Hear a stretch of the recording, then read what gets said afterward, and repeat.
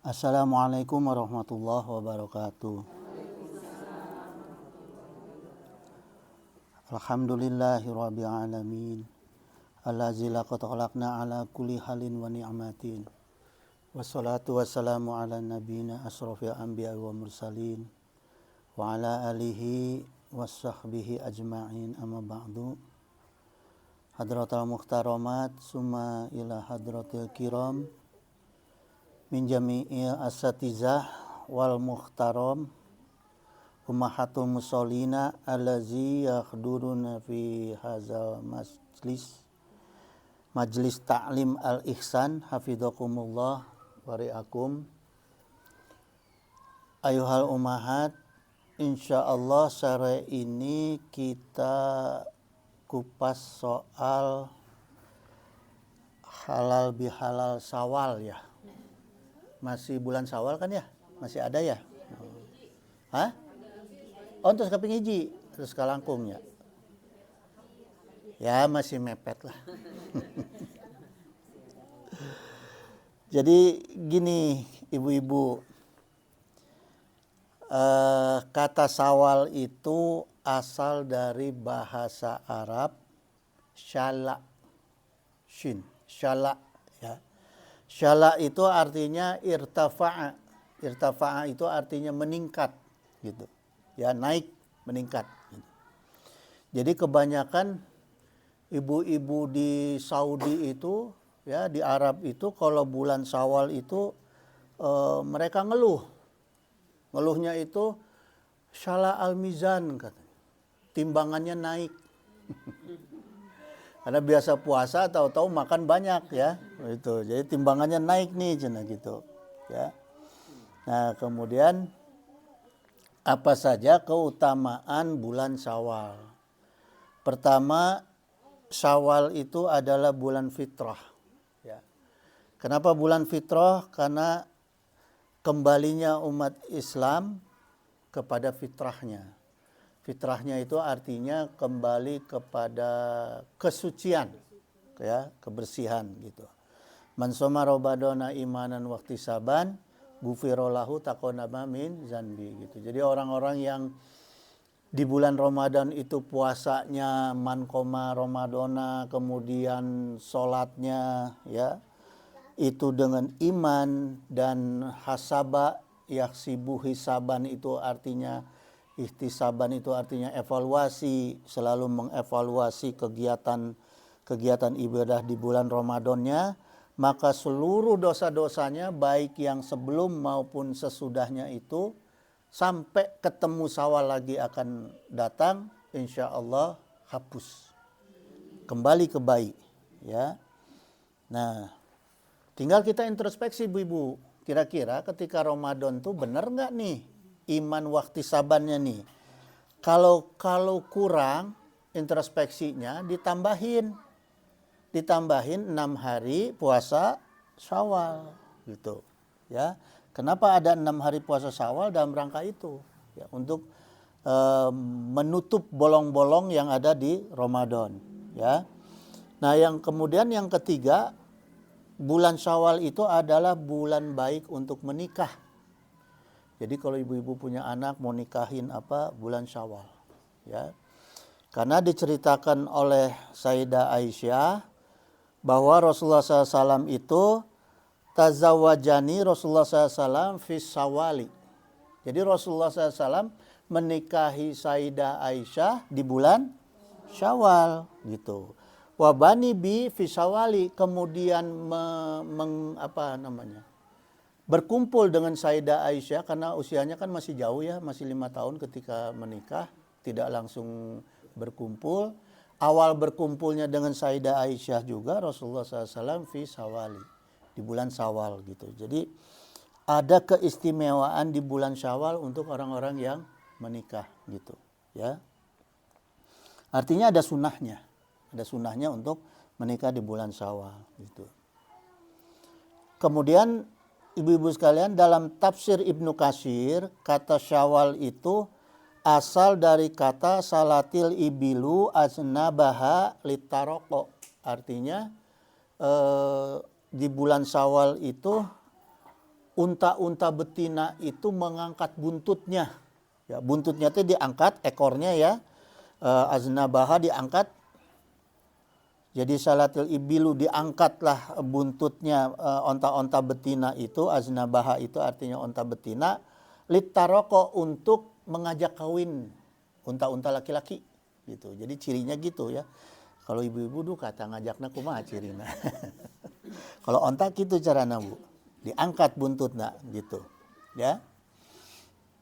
Kemudian di bulan Syawal itu adalah bulan silaturahmi, ya.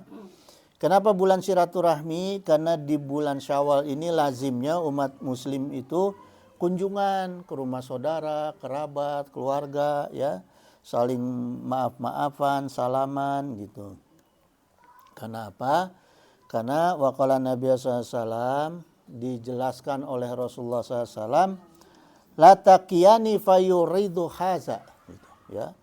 Tidaklah bertakwa bagi kedua orang muslim, ya, orang yang bersaudara, orang muslim, fayuridu haza, sampai mereka itu menunjukkan itu artinya memberi tahu jalan-jalan kebaikan, ya. Wa yuridu haza, kemudian mereka juga saling membantu di antara sesama kaum muslimin, ya. Nah, jadi nggak boleh kaum muslimin itu saling menutupi jalan, nggak boleh. Harus saling menunjukkan kebaikan, ya. Harus saling membantu gitu. Nah, bagaimana ini bisa terjadi hubungan seperti ini ketika tidak ada ketika ada ganjalan batin, kan susah ya. Kalau kita ada ganjalan perasaan batin tuh boro-boro menunjukkan jalan. Orang nanya juga disesatin gitu kan. Gitu. Nah, jadi memang harus di sini sunnah Rasul itu harus saling menunjukkan jalan, ya. Kemudian saling membantu. Wa khairuhum allazi yabda'u bisalami. Kemudian Rasulullah SAW juga mengatakan sebaik-baiknya di antara kalian yang bersaudara ini adalah yang memulai salam lebih dulu. Jadi kalau ibu-ibu, antar ibu-ibu ketemu, itu jangan nunggu diberi salam, jangan. Duluin, ya. Kita yang lebih dulu lomba-lomba untuk mendahului memberi salam. Assalamualaikum ya Umi, misalnya gitu ya. Gitu. Jadi jangan nunggu disalamin dulu, gitu ya. Kita harus sebaiknya itu yang mendahului gitu. Nah, kemudian di bulan Syawal itu ditentukan ke Allah itu sebagai bulan yang penuh kebahagiaan, penuh keceriaan. Karena di bulan Syawal nggak boleh ada umat Islam yang kelaparan. Maka ada zakat fitrah, ada zakat mal, ya, gitu ibu-ibu. Karena penting ini, karena yang namanya sedekah, infak, zakat itu kan membersihkan harta, ya. Nah, ini saya pernah menemukan ada kesalah kaprahan ini. Punten, sebelumnya saya mohon maaf sebesar-besarnya. Satu pertanyaan, apakah harta orang miskin itu halal semua atau tidak? Kira-kira nih, harta orang miskin ya halal semua enggak? Hah? Tidak, belum tentu, ya. Apalagi yang kaya, gitu. Nah, tapi banyak kejadian, punten-punten ya, orang yang miskin itu malas untuk sedekah, malas untuk infak, karena dia merasa saya itu harus diberi infak, saya yang harus menerima, ya. Satu itu. Terus yang kedua, kadang-kadang misalnya ibu punten nih ya, di satu daerah nih pernah saya lihat ada kegiatan hajat, eta tanah duka tanah saha pakai talar rapia we diikat srek, parkir duitna ku kamanehanana. Padahal itu lahan siapa, ya. Nah, itulah, jadi perlu juga ada pemahaman dibangkitkan bahwa namanya infak sedekah itu bagi siapapun, tujuannya untuk membersihkan harta siapapun, ya. Bahkan infak sedekah itu bisa menaikkan derajat seseorang. Saya punya kisah sedikit ini ibu-ibu. Dulu infak yang terbaik ya. Dulu saya punya anak 2 itu mobil juga nggak punya. Suatu ketika saya diajak usaha oleh seseorang untuk ke Bekasi dari Jakarta. Di tengah jalan itu pagi-pagi saya berhenti makan di rumah makan Padang. Kecil, rumah makan Padangnya kecil. Warung kecil. Saya makan tuh, Bu. Makan. Terus ada bapak-bapak berdiri di depan pintu rumah makan Padang itu ngeliatin aja ke saya. Senyum enggak, apa enggak, mimiknya enggak berubah. Akhirnya enggak enak hati, saya panggil. Pak, sini kita makan bareng sama saya. Akhirnya makan dia, sama saya makan. Selesai makan ngomong enggak, apa enggak, pergi we. Dalam hati saya, jelema. Enggak ada bahasa, enggak ada apa gitu. Saya cerita ke Uwa saya masih hidup di Jambudipa. Wah, saya punya pengalaman gini-gini. Buah-buah eta malaikat senaji. Jangan pernah, itu pelajaran untuk kamu. Jangan pernah mengharapkan imbalan dari manusia. Sekalipun ucapan terima kasih. Ketika kamu sudah memberikan sesuatu. Itu yang saya ingat jadi pelajaran, Bu. Alhamdulillah dari peristiwa itu ya sampai sekarang lah.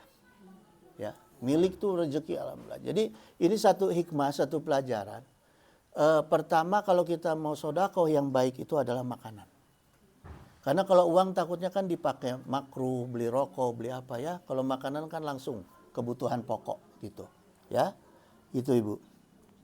Nah itu makanya Allah berikan di bulan Syawal itu adalah bulan yang untuk salah satunya itu Idul Fitri itu dari iftar gitu ya. Lebaran untuk makan gitu. Nah kemudian ibu-ibu sekalian, kemarin saya udah cerita mengenai sholat Syawal ya, sholat sunnah Syawal. Nah sekarang saya detailkan mengenai sholat sunnah Syawal.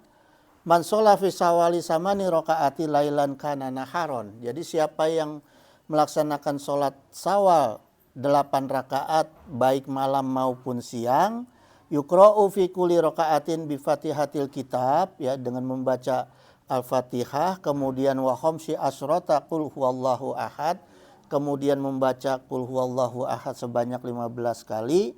Fa iza farago min sholatihi sabaha sab'ina maratan wa shola ala nabi sallallahu alaihi wasallam ya sab'ina maratan. Jadi setelah sholat 8 rakaat tadi membaca tasbih subhanallah wa bihamdi subhanallahil azim 70 kali, kemudian sholawat 70 kali ya. Ibu-ibu sudah melaksanakan belum?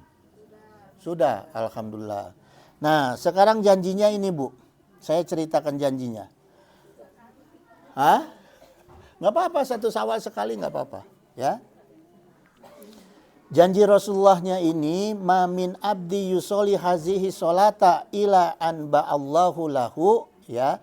Seorang hamba yang mengamalkan solat Syawal ini, ya nabi'u al hikmata fi qalbihi wantaqo bihi lisanuhu ya. Allah akan memberikan sumber hikmah kepada dirinya yang akan masuk ke dalam hatinya dan pikirannya, tercermin keluar lewat lisannya. Ya. Jadi Allah tuh akan berikan pikiran kita, hati kita itu untuk selalu mendapatkan ide-ide kebaikan. Rencana-rencana kebaikan. Ya. Yang kemudian ilmu-ilmu tentang kebaikan dan akan tercermin keluar di dalam lisannya gitu ya. Artinya juga maknanya juga gini, Bu. Bisa istilahnya itu ilmu laduni. Ya, ilmu laduni itu maksudnya gini. Kadang-kadang misalnya saya mau bicara nih, saya mau bicara perkara apalah, tema apa gitu. Belum siap, tiba-tiba ditodong bicara gitu. Saya mulai aja. Bismillah aja, assalamualaikum, bismillah, udah bicara aja. Nanti itu suka ada seperti di perasaan atau di pikiran itu nyeplos we sorangan gitu ya. Begitu selesai bicara kita bingung tadi ngomong apa ya. Itu ya gitu. Jadi ini salah satu bentuk hikmahnya gitu dari sholat Syawal ya. Kemudian man sholah hazihi sholata kama wusifat layarfa'u rasahu min akhiri sajdatin hatta yaghfirullahu lahu gitu. Yaghfirullahu lahu gitu.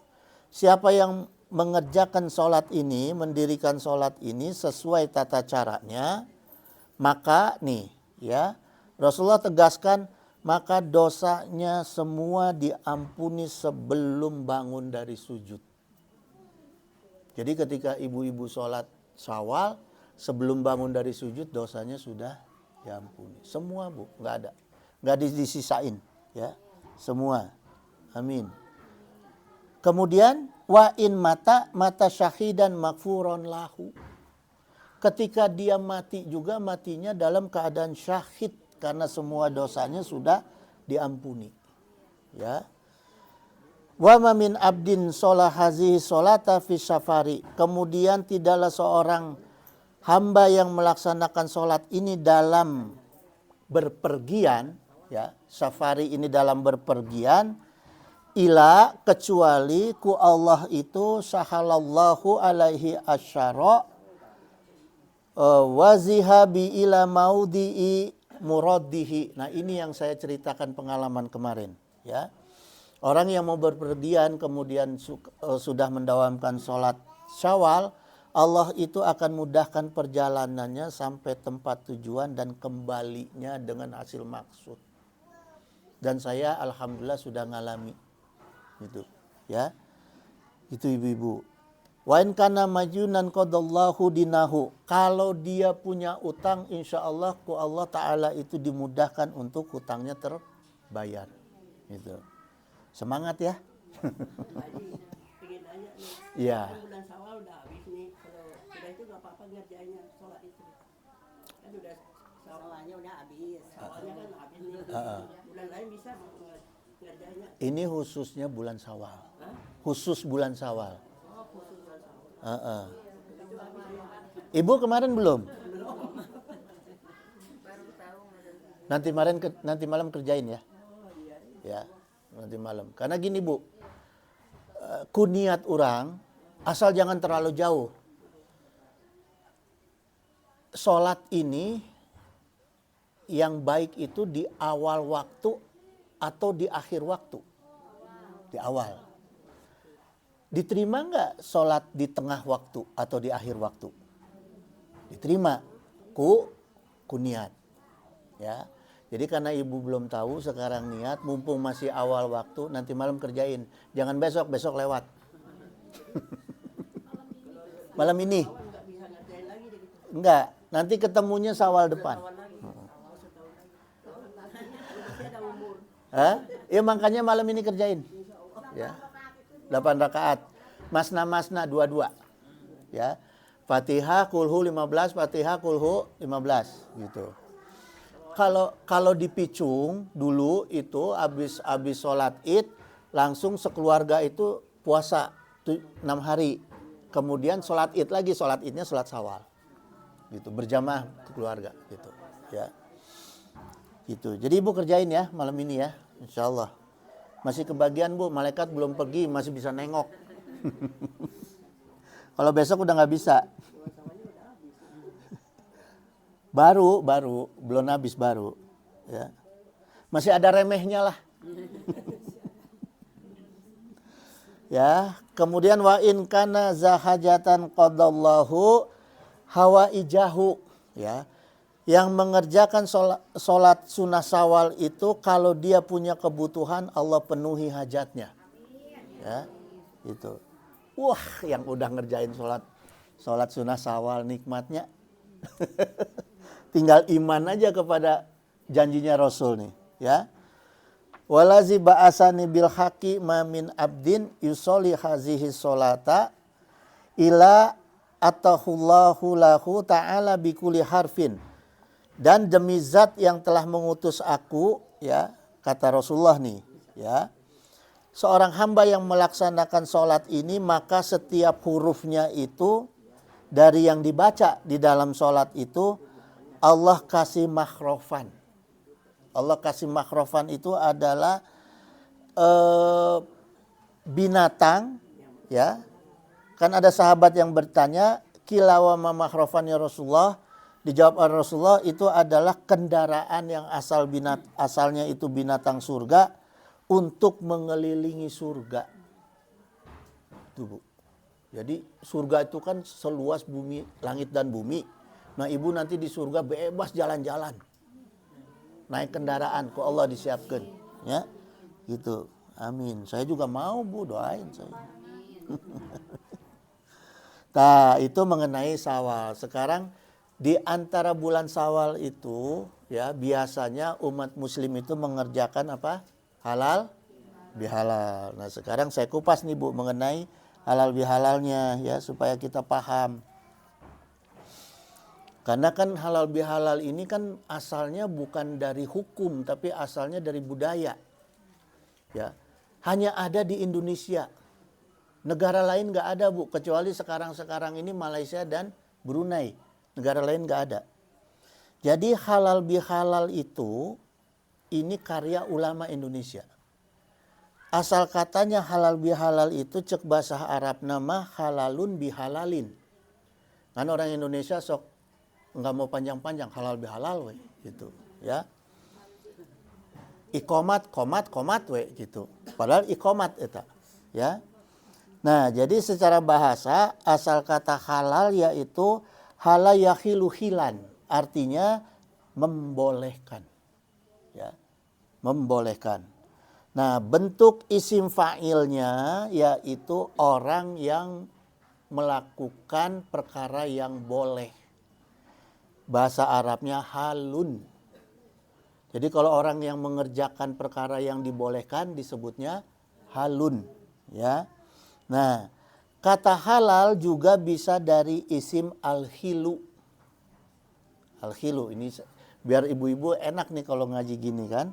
Apa itu al-hilu? Al-hilu itu artinya mengurai. Benang kusut diurai itu al-hilu, ya. Gitu. Jadi maka orang Arab suka ngomong itu halal al-khabi, jadi benang kusut yang diurai gitu, ya. Nah, kalau di Arab itu kalau kita pernah umroh haji itu kita suka dengar ada kata mafi muskilah yang sudah tidak ada masalah gitu, ya. Itu bahasa Arab amiyahnya, bahasa Arab pasar. Nah, kalau bahasa Arab kitabnya itu hilul muskilah, gitu. Hilul muskilah atau hilul akhbal gitu ya, hilul akhbal. Nah, kemudian ibu-ibu sekalian, bentuk sifatnya dari kata al-hilu itu adalah halalun. Kenapa keluar kata halal dari kata halalun? Ya, artinya sifat, bentuk sifat yang sudah menjadi halal itu halalun gitu, ya. Jadi yang sudah boleh itu jadi halal gitu. Kalau yang tidak boleh kan haram, ya.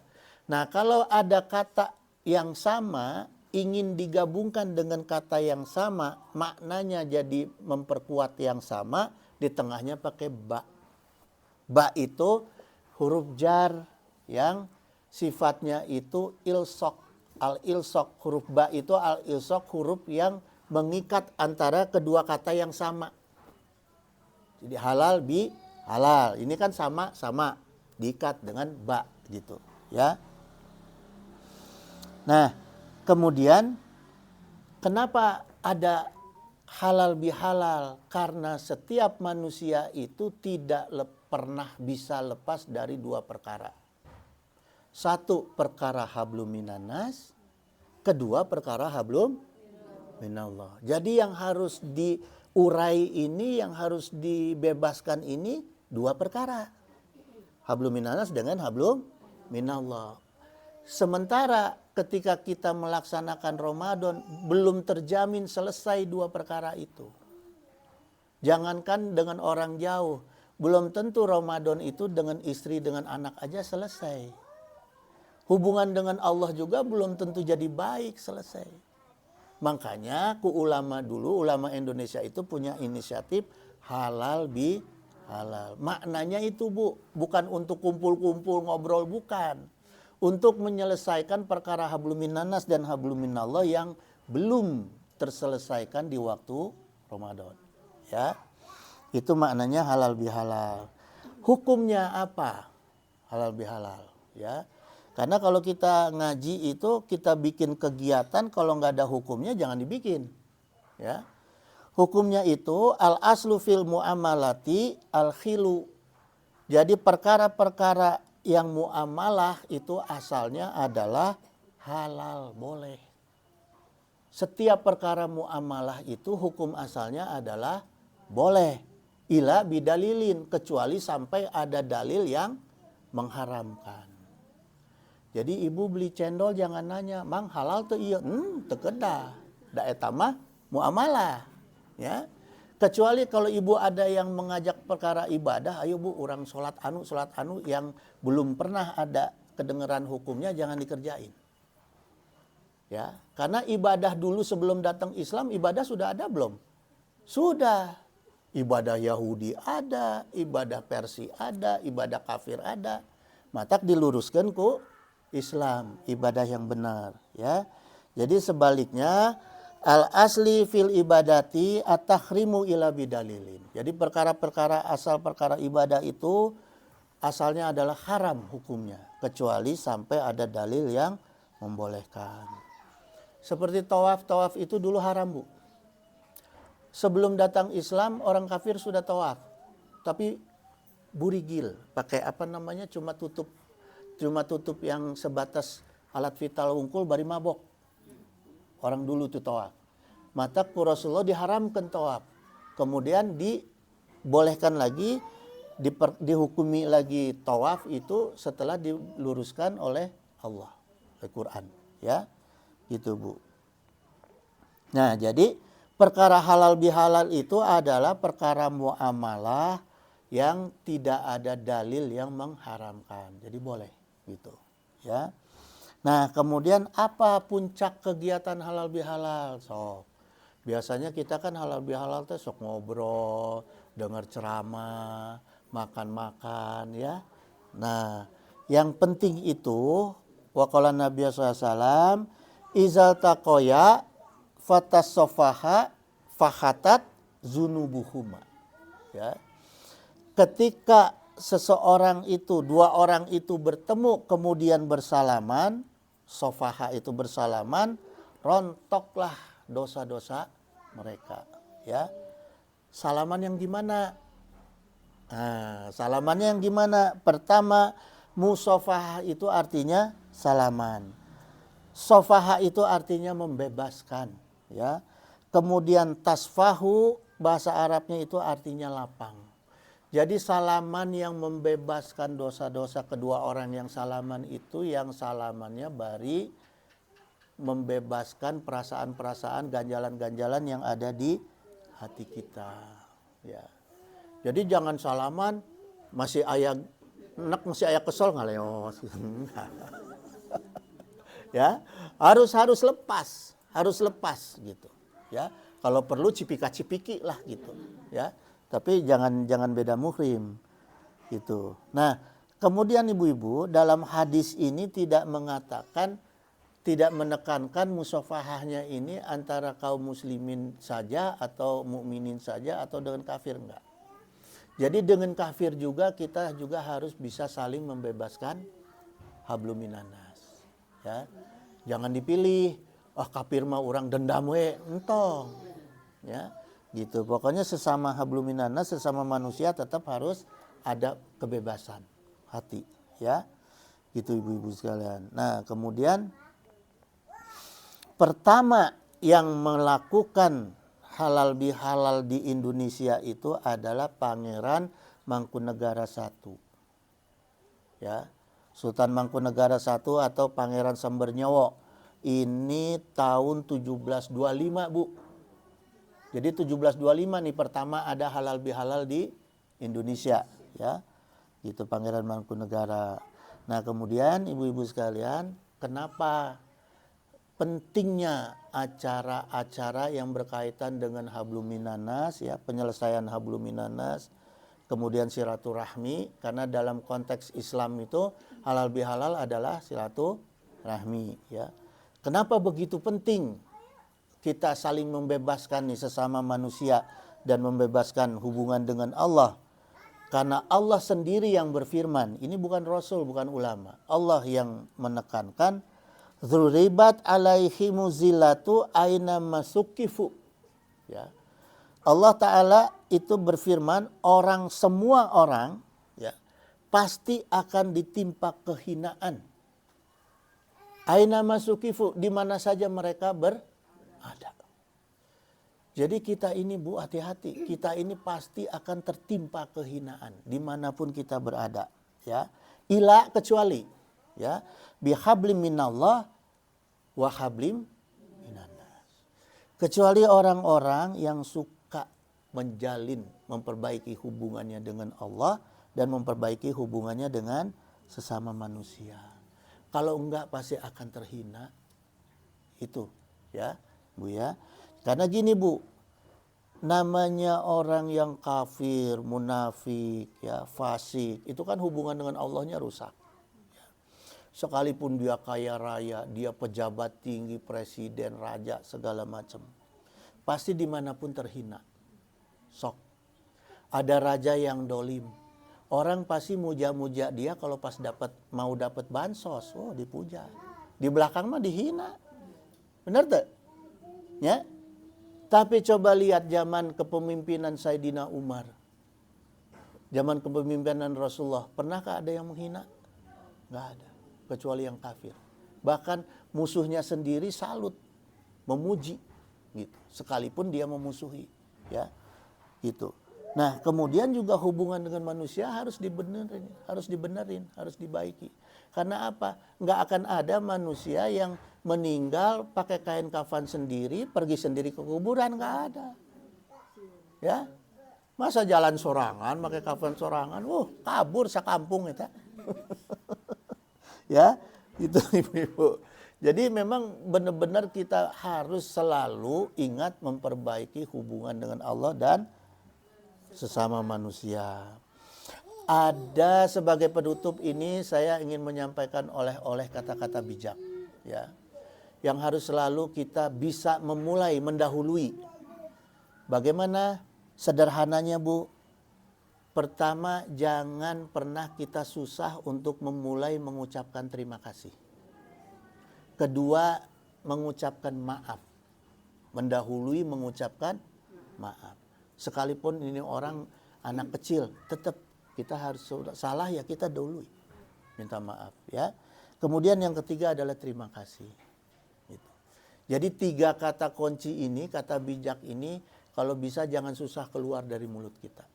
Ini salah satu alat untuk mempermudah kita hablum minannas. Ya, itu ibu-ibu sekalian, mudah-mudahan manfaat.